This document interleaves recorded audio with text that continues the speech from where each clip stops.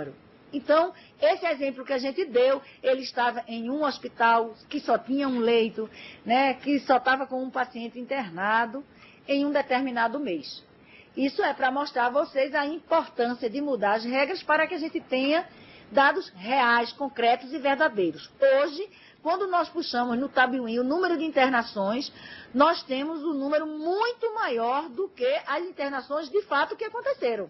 Porque essas 3 estão lá contadas como 3, mas só foi uma. Ok? Então, mas haverá situações em que permanecerá a necessidade de nova autorização. Esse caso que nós mostramos é que uma só autorização pode ter até 4 sequenciais, não é? Se o tratamento é contínuo, ele está na APAC, vai autorizar a cada 3 meses, fica o mesmo número com outro sequencial. Sempre o mesmo número, do começo ao fim do tratamento, variando o sequencial.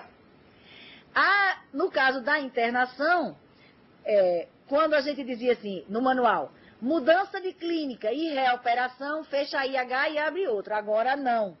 Fecha a IH com tratamento não encerrado, ele permanece internado, não muda de número e vamos interpretar conforme a gente falou no exemplo, uma única internação com N eventos, com N procedimentos principais demandados e necessários e devidamente registrados e autorizados, inclusive.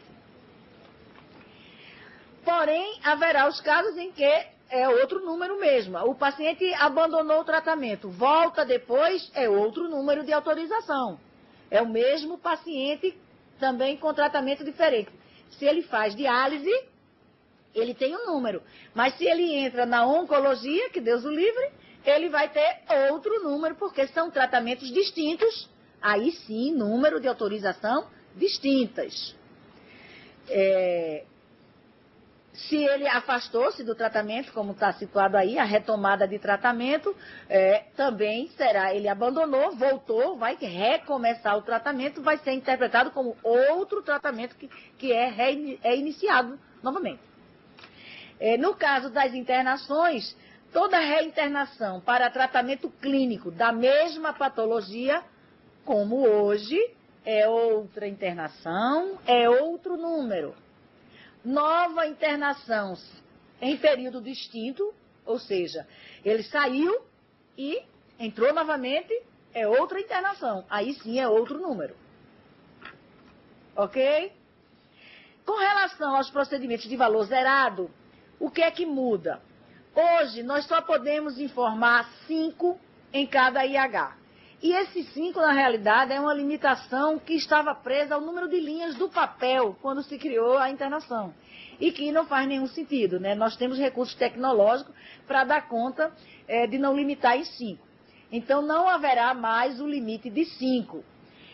Porém, a gente está padronizando esse percentual, porque o politraumatizado tem um percentual, cirurgia múltipla, sequencial, agora não. Todo procedimento zerado terá um padrão. O primeiro procedimento, o componente SH será pago 100%. O segundo, também 100%.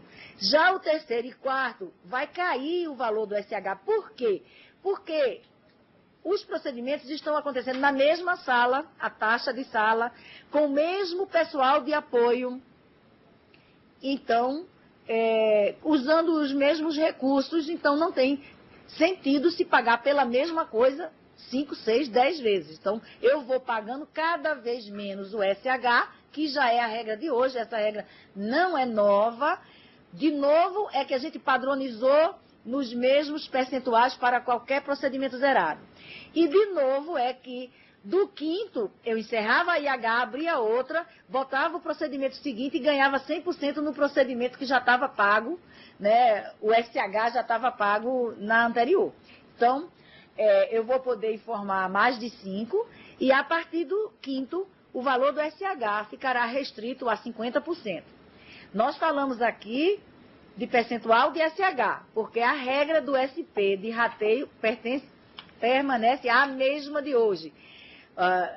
sendo a mesma equipe, a mesma regra, o SP não vai perder nem ganhar, não vai mudar nada para ele. Apenas o hospital vai receber um percentual menor a cada novo procedimento que fizer, porém o paciente estará no mesmo momento recebendo toda a assistência e todos os procedimentos necessários. Nos transplantes, o que é que vai acontecer? Nós identificamos, né, com essa nossa preocupação de mostrar a realidade, de dizer a verdade, que nós temos no grupo 5 as ações relacionadas à doação de órgãos e tecidos e o processamento de córnea, que são procedimentos que, olhando para eles, eles não são uma internação, né? As ações relacionadas é aquela de contato com a família, da entrevista, tal, para identificar o doador. Então, para distinguir essas ações de uma internação ou de um tratamento contínuo, nós vamos acrescentar a opção do quinto dígito, o número 7. Nós temos hoje, o quinto dígito é 1, é 2, para dizer se é cirurgia eletiva, se é APAC. Nós vamos acrescentar o dígito 7 para estes procedimentos, quando autorizados, deverão usar uma IH com este número, sendo que o quinto dígito será 7. Para isso, a disseminação vai entender que isso não deverá ser contado quando alguém estiver pesquisando número de internações, número de tratamento em APAC, e não é nem tratamento ambulatorial, nem hospitalar. É uma ação de saúde que não poderá ser confundida com uma internação. Para que ela não seja confundida, a gente vai distinguir o número da autorização dela.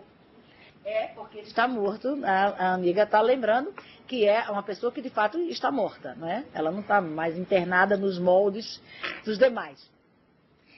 Também decidimos que é claro que a autorização de procedimentos eletivos, ela tem que ser prévia.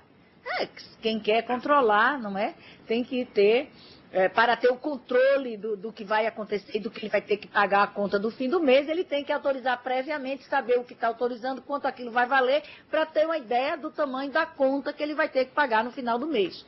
Porém, o Ministério não vai mais dizer se esse prazo prévio é de 24 horas, 72 horas, 100 horas, 120 horas, não vai. Cada gestor vai dizer, aqui no meu território eu tenho estrutura suficiente para autorizar previamente em 24 horas. Não, para mim só dá 72 horas antes, para mim tem que ser 90 horas antes, enfim. A questão desses prazos vai ficar a cargo de cada gestor, lembrando que, hora nenhuma, nós vamos abrir mão da autorização prévia para aquilo que não é urgência. Que outras alterações mais vão mudar nas regrinhas, né? Revisão da permanência maior. Nós temos hoje um procedimento que se chama permanência maior, que vale R$50, não é isso? R$20, a fortuna de R$20, e que alguns centavos, né, Tereza? Então, esse procedimento de permanência maior, no lugar onde tem uma boa fiscalização, uma boa auditoria, ele é usado mais vezes. No lugar em que a auditoria é mais relaxada, o que é que acontece? O prestador encerra a IH e abre outra, para ganhar tudo de novo, porque ganhar R$20 por cada dia ninguém merece também. Então, qual é a nossa ideia? Para que a informação seja correta, para que eu saiba que houve uma permanência maior, mas que também eu não diga que um politraumatizado vai ter uma permanência maior de R$20 e um de uma outra clínica, ou seja, o custo da permanência maior não é o mesmo, dependendo da patologia que eu estou tratando. E se não é o mesmo, R$20 não poderia servir para tudo. Então, nós estamos discutindo, temos uma proposta de dividir, por exemplo, se essa permanência maior era no procedimento, sei lá, vamos dizer, de pneumonia. Se é permitido permanência maior, porque tem os procedimentos que permitem ou não permanência maior. E o que é que a gente vai fazer? Se a permanência maior é de um procedimento principal, que tem média de permanência de 10, quer dizer que ele está pagando até o 20º dia, né? A gente olha a média de permanência e diz, esse valor paga 10 vezes 2, que é o dobro, 20 dias. A partir do 21º, seria permanência maior. Então, a gente divide o SH e o SP por 20, que é o dia que está aquele pacote ali paga 20 dias, encontra o valor do dia e este sim será o valor da permanência maior para cada procedimento, a depender do valor dia encontrado com base no valor do principal, tanto SH como SP, e com base na média de dias com o seu dobro para encontrar o valor dia. Essa é uma ideia, ainda não está fechada a proposta, mas está caminhando muito para essa ideia. Se alguém tiver outra ideia, a gente aceita sugestões. Então, inclusão do procedimento principal, né? Nós vamos incluir um procedimento principal de valor zerado para dizer assim, nós temos um paciente que está na UTI, está se prolongando a UTI, eu quero receber o dinheiro pelo menos de um mês, enquanto esse dinheiro não se acumule, porque é um paciente que vai ficar caro. Para o gestor também não é interessante chegar a uma conta astronômica para acabar com a previsão dele orçamentária mensal. Então, a gente vai criar o procedimento continuação de tratamento por diária, dizendo que o paciente continua na UTI e o motivo pelo qual ele se internou, que é o principal anterior, já está pago, eu não vou pagar novamente, vou pagar as diárias e os especiais que, porventura, apareçam durante a sua internação. Aí vamos usar o mesmo artifício sugerido anteriormente. Eu vou encerrar com motivo de encerramento tratamento não encerrado, vamos autorizar com um tipo de sequencial, para dizer que ele vai ficar também na sequência, o número da IH também fica o mesmo, acrescido do sequencial 1, 2, 3, como a lógica que nós explicamos naquele exemplo. Apesar de ser zerado, não tem percentual nesse caso.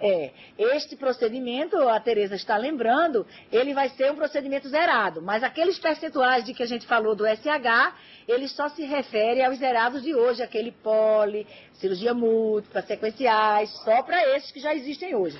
Esse procedimento zerado e o outro que vai ser criado não tem nada a ver com o percentual de pagamento de SH, não, é zerado mesmo. É só a indicação de que um novo evento começou, né? Eu vou ter uma outra autorização, mas eu vou poder apresentar aquele primeiro mês e depois apresentar mês a mês a minha conta, caso seja conveniente para gestor e prestador. Nós também estamos alterando com relação à nota fiscal. Toda vez que vocês informam uma OPM, é solicitado o número da nota fiscal. E hoje só tem um campo de uma nota fiscal. E muitas vezes o parafuso foi comprado numa nota fiscal, a arruela na outra, a placa na outra. Então, será agora aberto uma nota fiscal para cada OPM utilizada, para que a gente possa, lembrando que essa nota fiscal tem que ser de um fornecedor cadastrado na Anvisa, para garantir a qualidade dessa OPM, e que isso vai nos permitir uma rastreabilidade, caso haja problema com algum paciente, que OPM foi comprada a quem, quando, de que lote, para reconhecer se aquele material tem produto, para a Anvisa tomar as providências cabíveis no caso de OPM com problema que foi aplicado em algum paciente, né? Com relação ao grupo 3, os procedimentos clínicos, nós vamos fazer uma revisão dos pontos. Com a unificação da tabela, nós fizemos uma readaptação dos pontos desse procedimento, o que causou algum mal-estar e muita queixa, que o que é que acontece?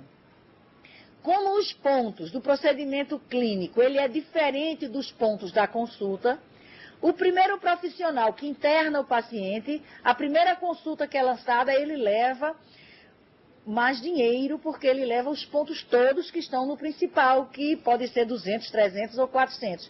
Mas quem faz as consultas sequenciais, que até às vezes vê o paciente mais de uma vez, ele só recebe pelo ponto da consulta, que é 50. Então, a gente entende que não é justo, há uma queixa, uma reclamação que a gente entende como legítima, e vamos alterar os pontos dos procedimentos clínicos para ponto igual a ponto das consultas, de maneira que quem internou o paciente vai receber em cima de 50 pontos. Quem visitou a cada mês vai receber 50 pontos. Se for a mesma pessoa, o dinheiro vai todo para a mesma pessoa. Se forem pessoas diferentes, cada uma ganha conforme a sua atuação, né? Uma outra mudança que nós vamos fazer, uma questão conceitual, que foi bastante questionada pelo pessoal de CONAS, de CONASEMES, é que nós temos um campo no preenchimento da IH,